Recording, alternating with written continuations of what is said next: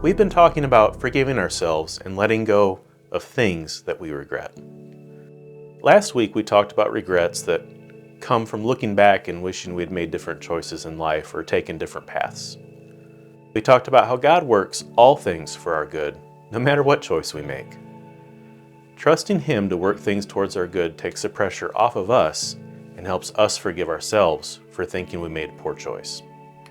Today I want to talk about not being able to forgive ourselves when our decisions, our words maybe, hurt those around us. Have you ever said something in anger or frustration or ignorance that hurt someone's feelings? Well, I've been guilty of that.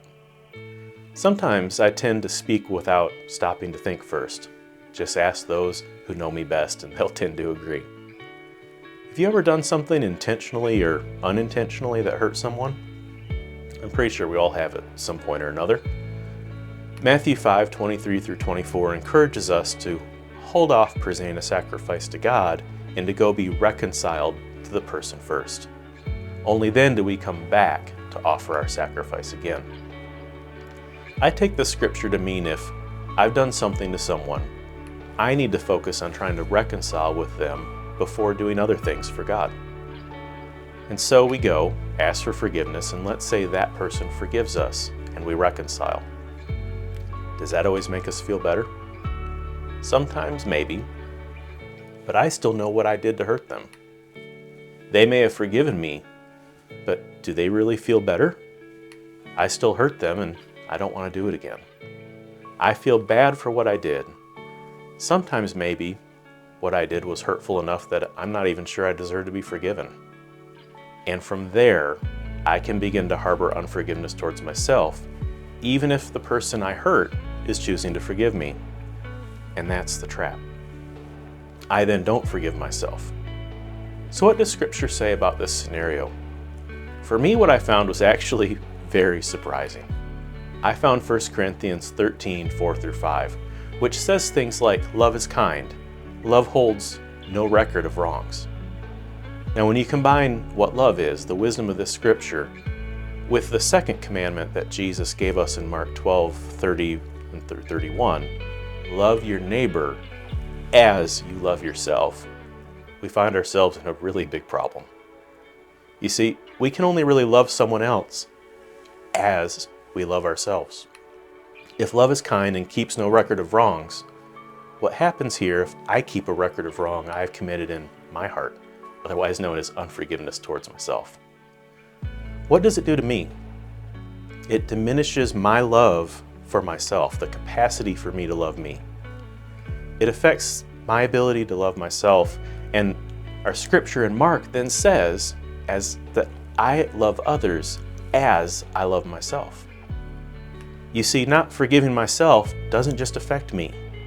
It affects my ability to love others, even the one I originally hurt.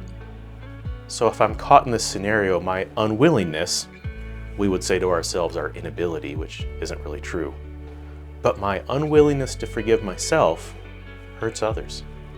In effect, the person I hurt in the beginning, the one who's forgiving me, I actually hurt them all over again because I diminish my ability to love them by first diminishing my ability to love myself. By harboring unforgiveness towards myself, I shut off, or at least reduce, the ability for me to experience God's love for me, which harms my ability to love myself, which harms my ability to love others. I've always thought I deserve to feel bad when I hurt someone else. But after I go and ask their forgiveness and God's forgiveness for hurting someone He loves, if I don't work towards forgiving myself, I'm actually being selfish. Because the result is I can't love others as well. And that's not fair to them. It's not fair to me.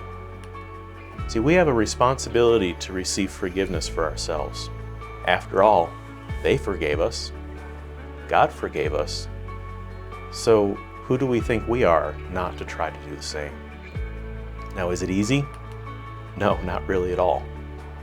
But if you care about the person you've hurt, you owe it to them to start the process of forgiving yourself today. It doesn't happen all at once, but you can begin that process now. You might be surprised how much more you're able to love them when you give up walking around with that heavy ball and chain called unforgiveness towards yourself.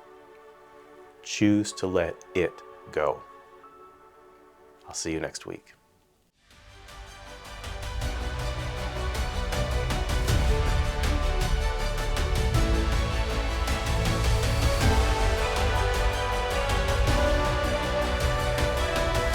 Doing here is exciting. It's opportunity for us to see old friends and to make brand new ones as well.